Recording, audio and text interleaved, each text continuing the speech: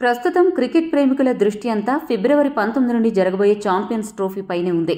కాగా బ్యాటింగ్ వైఫల్యం కారణంగానే బోర్డర్ గవాస్కర్ ట్రోఫీని టీమిండియా కోల్పోవడం జరిగింది అని విమర్శలు ఎదుర్కొంటున్న నేపథ్యంలో ఈసారి ఆ తప్పు జరగనివ్వకూడదు అని అటు కోచ్ గంభీర్, ఇటు జట్టు యాజమాన్యం ఛాంపియన్స్ ట్రోఫీ ఆడబోయే జట్టు ఎంపిక విషయంలో చాలా జాగ్రత్తలు తీసుకోనుంది.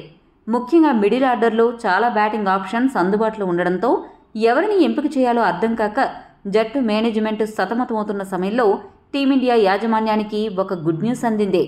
ఆ వివరాలు చూసుకుంటే, team India middle order batter Shreyas Iyer ఇటీవలి కాలంలో ఫార్మాట్లకు అతీతంగా విశేషంగా రాణిస్తున్నాడు. 33 ఏళ్ల శ్రేయస్ టీమిండియాలో చోటే లక్ష్యంగా దేశవాళీ క్రికెట్లో సత్తా చాటుతున్నాడు. అయ్యర్ ఈ ఏడాది దేశవాళీ టోర్నీల్లో ఆకాశమే హద్దుగా చెలరేగి దుమ్ములేపుతున్నాడు.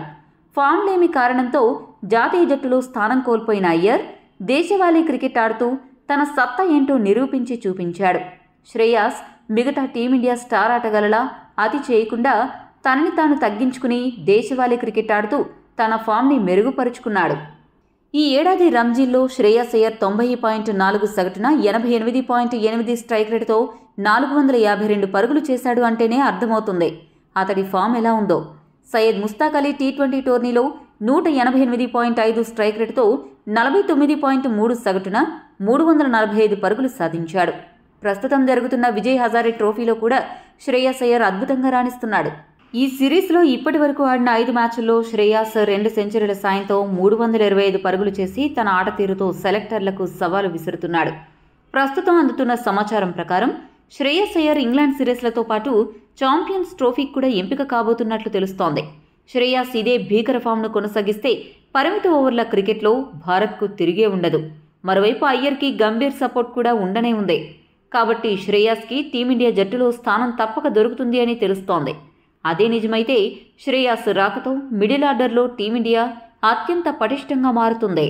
ప్రస్తుత ఫామ్ని గమనిస్తే శ్రేయస్ ఛాంపియన్స్ ట్రోఫీలో చెలరేగడం పక్కా అని చెప్పొచ్చు. నిజానికి వన్డే ఫార్మాట్లో మొదటి నుంచి శ్రేయస్కు తిరుగులేదు.